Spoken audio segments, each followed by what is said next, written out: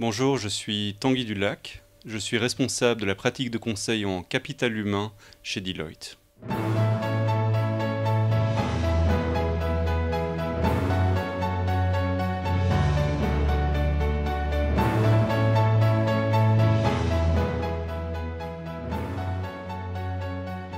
Alors le futur du travail, c'est un concept qui est encore un peu abstrait et qui se décompose en trois facettes. La première, c'est le futur du travail, ou le travail du futur, la manière dont le travail va évoluer, notamment avec l'introduction de la robotisation, l'automatisation, l'intelligence artificielle.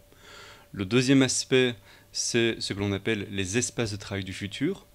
Et le troisième aspect, c'est tout ce qui est relatif à la force de travail du futur, donc c'est-à-dire une force de travail qui est multigénérationnelle, multiculturelle.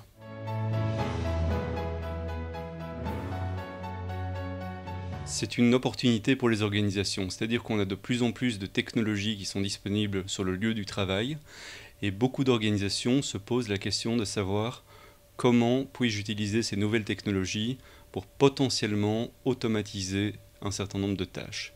Donc si vous prenez par exemple l'industrie pharmaceutique, le manufacturing, comment est-ce que le travail et le type de compétences, le type d'attitudes qui sont requises vont évoluer dans les années à venir. Et cela va clairement créer la disparition et la création d'emplois. Beaucoup d'organisations essayent d'anticiper le besoin de compétences. Ce qui va se passer, c'est qu'un certain nombre de fonctions vont être amenées à disparaître. Donc il y a déjà des études qui montrent qu'il y a la probabilité de certaines fonctions de disparaître. Et en même temps, d'autres postes vont être créés. Donc les organisations qui sont capables de faire du workforce planning, c'est-à-dire d'anticiper sur les 3 à 5 ans l'apparition et la disparition de ces compétences, vont avoir un avantage concurrentiel.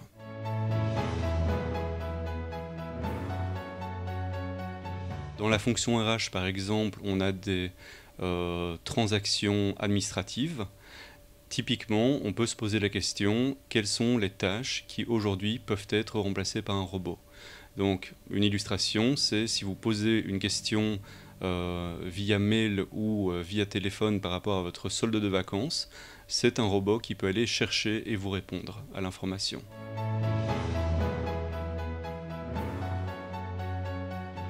Alors la force de travail du futur, comme on le sait tous, on a vraiment une force de travail qui est multiculturelle et multigénérationnelle.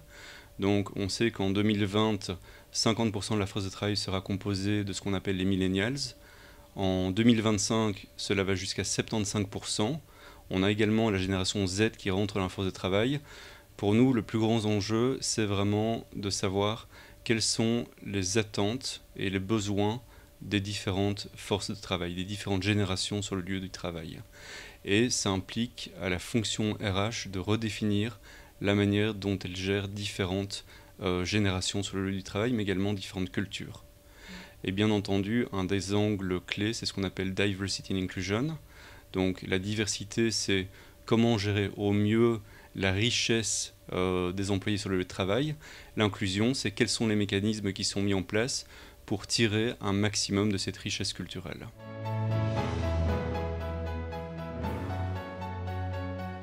Beaucoup d'organisations démarrent des projets de rénovation de déménagement et considèrent cela comme une opportunité de redéfinir les espaces de travail pour mieux répondre aux évolutions de la force de travail et à la manière dont les collaborateurs souhaitent travailler.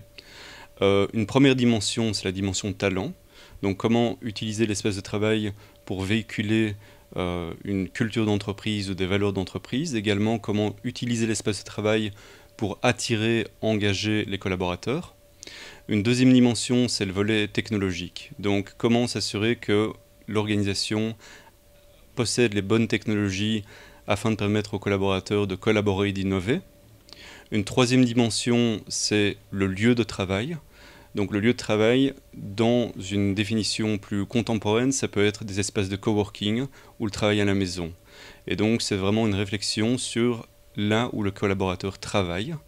Et la dernière dimension, c'est la gestion de l'espace. Donc au sein même de l'espace de travail, comment avoir le bon équilibre entre les différents work settings, donc le bon équilibre entre des espaces individuels et collaboratifs. Les projets de transformation qui ont le plus de succès sont ceux qui considèrent de manière holistique ces 4 dimensions, talent, technologie, lieu de travail et espace de travail.